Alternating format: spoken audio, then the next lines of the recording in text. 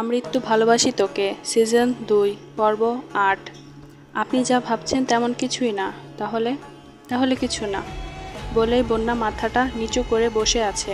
তানভীর এক হাত দিয়ে বন্যার থুতনি ছুঁয়ে মাথাটাকে উঁচু করে বলল, বন্যা, আমি জানি আমি একটু রাগী বদমেজাজি। রাগ হলে ভালো মন্দ মাথায় থাকে না, কিন্তু আমার এত বাজে স্বভাবের মাঝেও একটি চিরন্তন সত্য হলো আমি তোমাকে ভালোবাসি, ভীষণ ভালোবাসি। গত কয়েকটা বছর নিজের ভেতরটা অসহনীয় যন্ত্রণা কুড়ে কুড়ে খেয়েছে। আমি জানি তোমায় ছাড়া আমার কতটা যন্ত্রণা ও কষ্ট হয়েছে। ভাইয়াকে ছাড়া আর কাউকে কিছু বলতেও পারিনি। যখন তোমার কথা খুব মনে পড়তো তখন ছুটে যেতাম তোমার ভার্সিটিতে অথবা তোমার বাসার গলির কাছে, এক নজর দেখার অপেক্ষায়। বহুবার মোকলেস চাচা বহু প্রশ্নের সম্মুখীনও হয়েছি। মাথার ব্রেন বলতো যে কোনো সময় তোমার বাড়ির কারোর কাছে হয়তো ধরা পড়ে যাব, কিন্তু মন মানত না। ছুটে যেতাম তোমার বাড়ির গলির কাছে, যদি একবার দেখা পাই। মাঝে মাঝে সৌভাগ্যবশত পেয়েও যেতাম। বন্যা নির্বাক অবাক দৃষ্টিতে তানভীরের মুখে পানে তাকিয়ে আছে। চাঁদের আলোয় তানভীরকে দেখতে অনেক মোহনীয় লাগছে। ট্রেনের ঝনঝন শব্দ, জানালা দিয়ে মৃদু মৃদু বাতাস, চাঁদের জ্যোৎস্নার আলো পরিবেশটা আরও মধুকর করে তুলেছে। বন্যা বলল, আপনি কি আমায় অনেক আগে থেকে ভালোবাসেন? তানভীর চুপ। কত বছর আগে? প্রায় 4 বছর হলো। বন্যা তো অবাক, বলল, তার মানে এই 4 বছর যাবৎ আপনি আমায় নজরে নজরে রাখতেন? তানভীরের সহজ স্বীকারোক্তি। শুধু আমি না, তোমার আশেপাশে আরও অনেকেই আছে যাদের বলা আছে তোমার উপরে নজরে রাখতে। তুমি কোথাও যাচ্ছ, কি করছো, কোন ছেলের সাথে মিশছো কিনা, তা সব আমাকে বলতো। এবার বন্যা একটু রাগ করলো, বলল, অন্য ছেলেরা আমার দিকে নজর দিত? তানভীর বলল, প্লিজ রাগ করো না, ওরা কেউ তোমার দিকে খারাপ নজর দিত না, জাস্ট তোমার খেয়াল রাখতো ভাইয়ের হবু বউ হিসেবে। তাছাড়া তোমার দিকে কেউ খারাপ নজর দিলে আমি তাকে পিটিয়ে আধমরা করে ছাড়বো, যেমনটা তামিমকে করেছিলাম। এবারের কথাটা তানভীর একটু আস্তে আস্তে বলল, তার মানে তামিমের উপর আপনার আগে থেকেই ক্ষোভ ছিল, আর সেটা বহিঃপ্রকাশ ঘটেছে আবির ভাইয়ের অ্যাক্সিডেন্টের দিন? বন্যা ফুঁস করে দীর্ঘশ্বাস ছেড়ে বলল, কি হিংসুটে ছেলে রে বাবা। তানভীর হাসল, বলল, তুমি আমার, একান্তই আমার। যে তোমার দিকে চোখ তুলে তাকাবে তার চোখ আমি তুলে নেব। ভুলে যেও না, রাজনীতি ছেড়েছি, কিন্তু মারপিট করা আমার রক্তে এখনও রয়ে গেছে। বন্যা বলল, আমি কি শুধুই আপনাকে ভিলেনের সাথে তুলনা করি? আপনি তো ভিলেনই, হিংসুটে ভিলেন। মেঘ আবিরের কোলে মাথা রেখে ব্যালকনির সোফাতে শুয়ে আছে। তার নজর ওই আকাশের পানে, কিন্তু আবিরের নজর তার কাদম্বিনীর মুখে, চোখে ও ঠোঁটে। আবির মেঘকে দেখছে আর মেঘের মাথায় হাত বুলিয়ে দিচ্ছে। একটা সময় মেঘ ঘুমিয়ে পড়ল। আবির মেঘকে পাজাখোলা করে তুলে বিছানায় শুইয়ে দিল। কপালে একটা দীর্ঘ চুমু দিয়ে মেঘকে বুকে নিয়ে ঘুমিয়ে পড়ল। সকাল 9টা বাজে। হালিমা খানের ফোনে তানভীর কল দিয়েছে। একে একে সকলের সাথে কথা হয়েছে, কিন্তু বাড়ির 3 কর্তা আর আবির কোন সকালে অফিসে চলে গেছে। মেঘ এইমাত্র নিচে নেমেছে।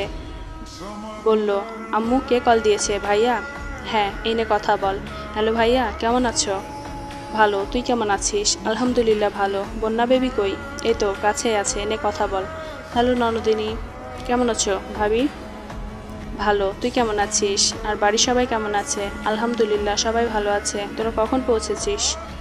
আমরা প্রায় মাঝরাতে পৌঁছে গেছি, কিন্তু এত রাতে হওয়ায় বাড়িতে কল দিয়ে জানাইনি, সকালে কল দিলাম। ও। তানভীর বন্যার কথা শুনে মিম দৌড়ে ছুটে এলো, বলল, মেঘাপু, ফোনটা আমাকে দাও না প্লিজ, আমরা বন্যা ভাবির সাথে কথা বলবো।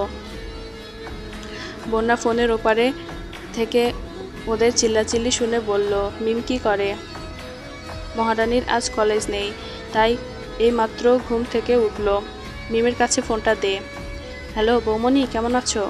ভালো কুট্টি ননদ, তুমি কেমন আছো? ভালো আছি। শোনো বৌমনি।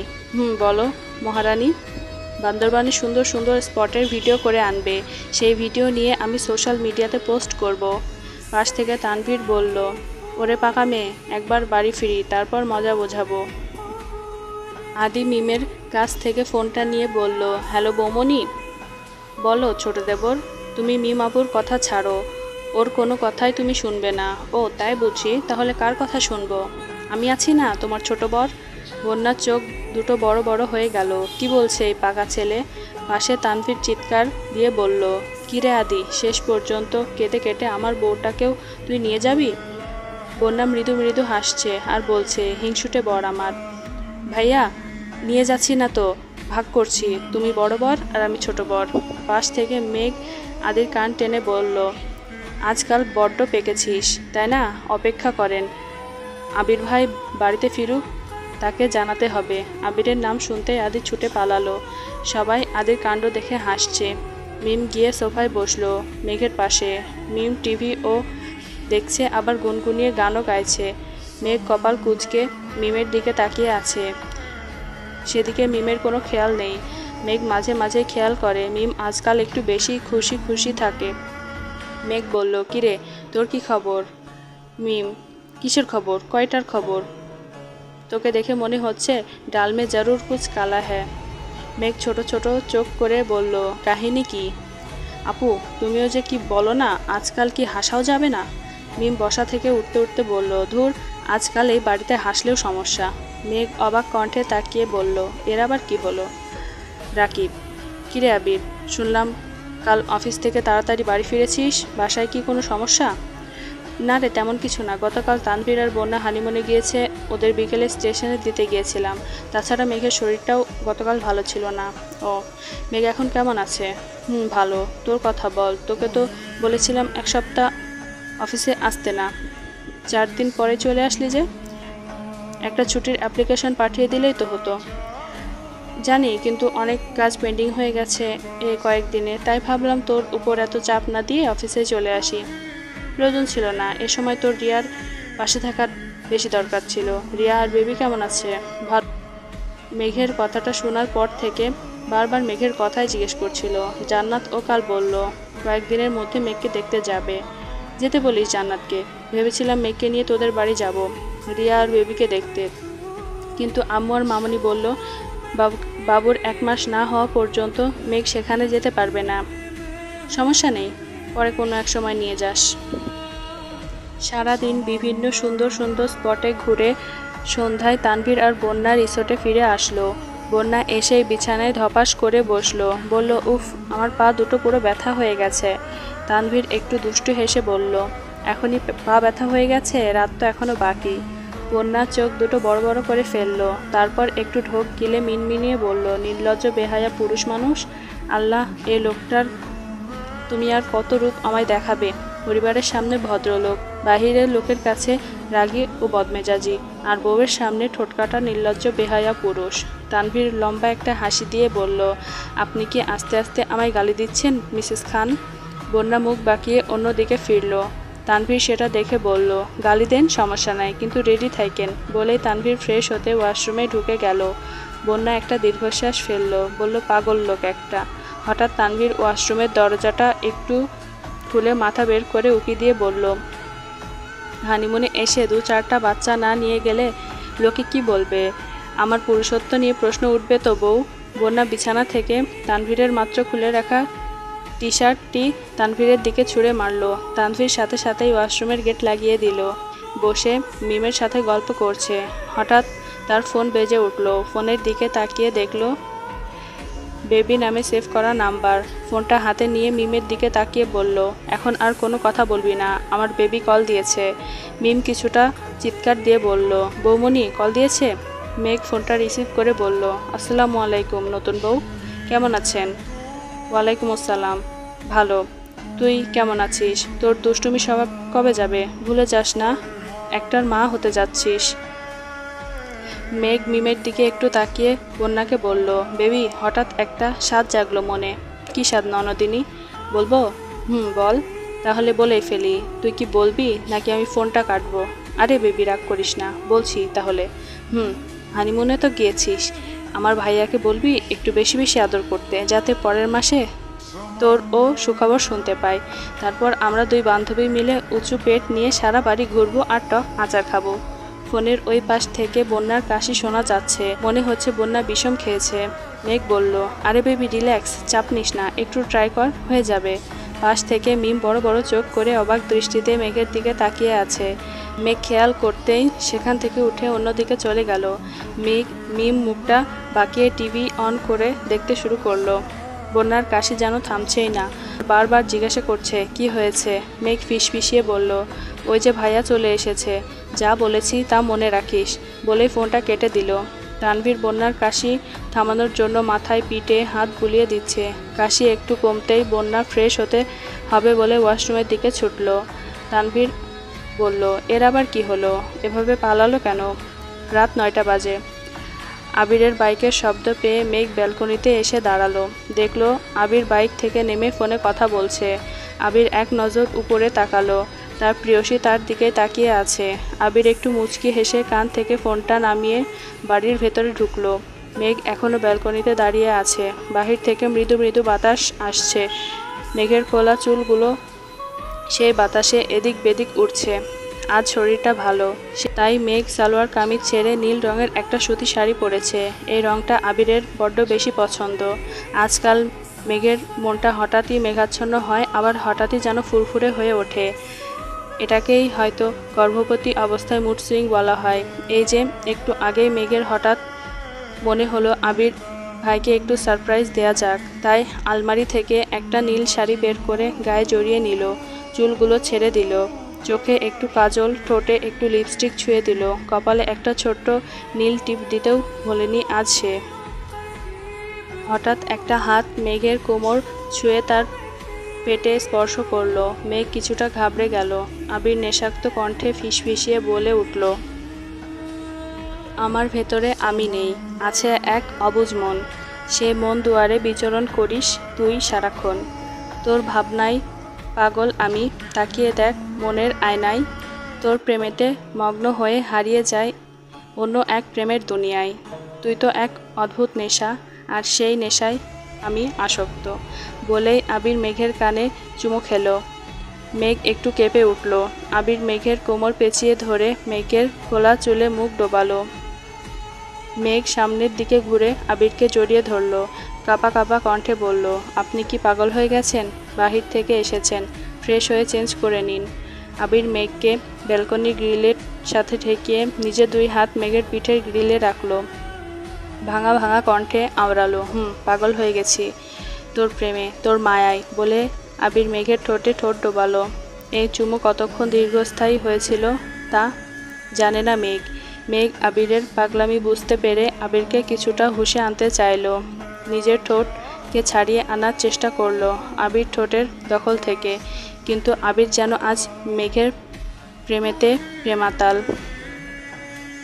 এই যে এখন ঠোঁট ছেড়ে মেঘের গলায় বিচরণ করছে আবিরের চোখ। হঠাৎই মেঘকে অবাক করে দিয়ে মেঘের গলায় ঠোঁট ছোঁয়ালো আবির। আস্তে আস্তে তা গভীরতর রূপ নিচ্ছে। মেঘ বলল, আপনি সত্যি পাগল হয়ে গেছেন। এটা যে ব্যালকনি, তা কি ভুলে গেছেন? আবির মেঘের গলা থেকে মুখ উঠালো, লক্ষ্য করলো সেখানে একটা গভীর ক্ষত সৃষ্টি হয়েছে, যাকে রোমান্টিক ভাষায় বলা হয় লাভ বাইট। আবির নেশা নেশা চোখে মেঘের চোখের দিকে তাকালো। কিছুক্ষণ তাকিয়ে থেকে হঠাৎ মেঘকে কোলে তুলে নিল। মেঘ অদ্ভুত দৃষ্টিতে তাকিয়ে আছে। আজ আবিরকে একটু বেশি প্রেমাসক্ত লাগছে তার কাছে। আবির নেশা নেশা কণ্ঠে বলে উঠল, এভাবে তাকাস না প্লিজ, তোর ওই কাজল চোখের চাহনি দেখলে আমি ঘায়েল হই প্রতিক্ষণে, প্রতি মুহূর্তে। নীল শাড়িতে এক নীল পরী আজ আমার কোলে চড়ে আছে, নিজেকে কিভাবে সামলাই বলতো মেঘ? মেঘ নিশ্চুপ তাকিয়ে আছে আবিরের নেশা নেশা চোখে।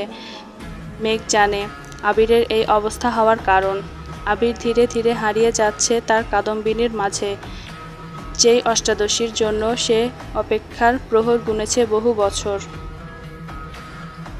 তানভীর আর বন্যা খোলা আকাশের নিচে হেঁটে চলেছে। পূর্ণিমার চাঁদের আলো গায়ে মেখে ব্যক্ত করছে নিজেদের মনের অনুভূতি। খোলা আকাশের নিচে মৃদু মৃদু বাতাসে শিহরিত করছে একজোড়া দাম্পত্যর শরীর ও মন। তানভীর বন্যার হাতটাকে নিজের মুঠোবন্দি করে হাঁটছে। বিয়ের 2 দিন হয়ে গেছে। তানভীরের হঠাৎ হঠাৎ ছোঁয়ায় বন্যা যেন কেঁপে কেঁপে ওঠে। তানভীর বন্যার অবস্থা বুঝতে পেরে কিছুটা দুষ্টু হাসলো। বন্যার কাঁধে হাত দিয়ে বন্যাকে আরেকটু নিজের কাছে টেনে নিল। মুহূর্তে বন্যার শরীর ঝাঁকুনি দিয়ে উঠল। বন্যা লাজুক হয়ে মাথাটা নিচের দিকে নুইয়ে রাখল। তানভীর বন্যাকে টেনে আরেকটু কাছে নিয়ে আসলো। গতকাল রাতে ট্রেনে বন্যাকে তানভীর এত কিছু বোঝানোর পরেও বন্যা যেন তানভীরের সামনে খোলা বইয়ের মতো স্পষ্ট হতে পারছে না। বন্যা অনেকটাই ইতস্তত বোধ করছে। তানভীর বলল, বন্যা প্লিজ, এবার তো একটু স্বাভাবিক হও। দূরের আকাশের দিকে তানভীর আঙুল দিয়ে ইশারা করে বলল, দেখো আকাশের কত সুন্দর চাঁদ, তাও সেটা তোমার কাছে কম। বন্যা কিছুটা লাজুক হাসলো।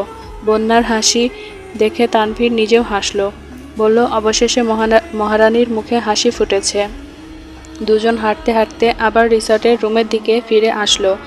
তানভীর বন্যার দিকে তাকিয়ে আছে।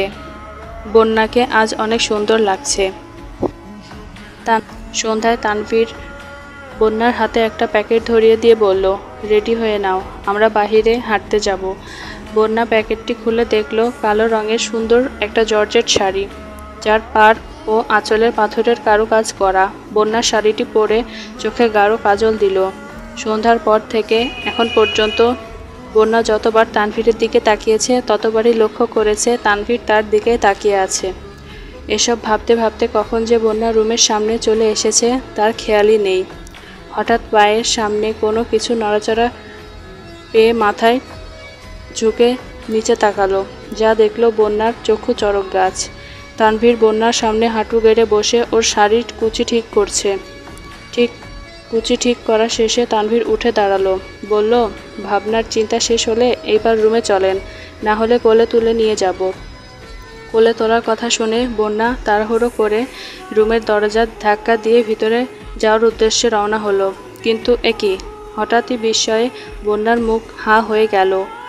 বন্যা মুখে হাত দিয়ে আস্তে আস্তে রুমের ভিতরের দিকে গেল। পুরো রুমটা ছোট ছোট প্রদীপ দিয়ে সাজানো। চারিদিকে প্রদীপের শিখাগুলো জ্বলজ্বল করছে। রুমের পরিবেশটা কি যেন স্নিগ্ধ লাগছে, তা ভাষায় প্রকাশ করা অসম্ভব। তানভীর পিছন থেকে এসে বন্যাকে জড়িয়ে ধরল। তার হাত দুটো বিচরণ করছে বন্যার কোমল উদরে। বন্যার পিঠটা তানভীরের বুকের সাথে মিশে আছে। তানভীর বন্যার গালে গাল ঠেকিয়ে বলল, এত রোমান্টিক পরিবেশেও কি তোমার প্রেম পাচ্ছে না বউ? বন্যা নিশ্চুপ হয়ে দু চোখ লজ্জায় বন্ধ করে রেখেছে। মুখে যতই কথা বলছে না কেন তার হাত দুটো বন্যার পেটের কোমর ছুঁয়ে ছুঁয়ে যাচ্ছে। এতেই বন্যার হাল বেহাল হয়ে যাচ্ছে। বন্যা কাচুমাচু করে বলে উঠল, ছাড়ুন আমায়, বলেই সামনের দিকে পালাতে চাইল। তানভীর খপ করে বন্যার শাড়ির আঁচল টেনে ধরল। শাড়ির আঁচলটা হাতে পেঁচিয়ে বন্যার দিকে এগিয়ে গেল। আস্তে আস্তে তা ঘাড়ে স্পর্শ দিল। বন্যা মুহূর্তে কেঁপে উঠল। বন্যার কাঁপুনি টের পেয়ে তানভীর বন্যার কোমর ধরে টেনে নিজের সাথে আরেকটু মিশিয়ে নিল। বন্যা নিজেকে আর সামলাতে না পেরে পিছন ফিরে তানভীরকে শক্ত করে জড়িয়ে ধরল। তানভীরের ঠোঁটে কোণে দুষ্টু হাসি টেনে ফিসফিসিয়ে বলল, জান, এত সুন্দর লাগছে তোমাকে। আমি। তানভীর নিজেকে সামলাতে ব্যর্থ। বন্যা লজ্জায় মনে হচ্ছে তানভীরের বুকের ভেতর ঢুকে যাচ্ছে। দুজনের মাঝে এখন আর চুল পরিমাণও শূন্যতা নেই। হঠাৎই তানভীর বন্যাকে কোলে তুলে নিল। কোলে রেখেই বন্যার কপালে, গালে, গলায় তানভীর ঠোঁট ছুঁয়ে ছুঁয়ে দিচ্ছে। বন্যা ও তানভীরের গলা শক্ত করে জড়িয়ে ধরে রেখেছে। তানভীর বন্যার ঠোঁট দুটো নিজের দখলে নিতেই বন্যা আবেশে চোখ বন্ধ করে নিল। পেয়ে গেল দুজন দুজনের মাঝে।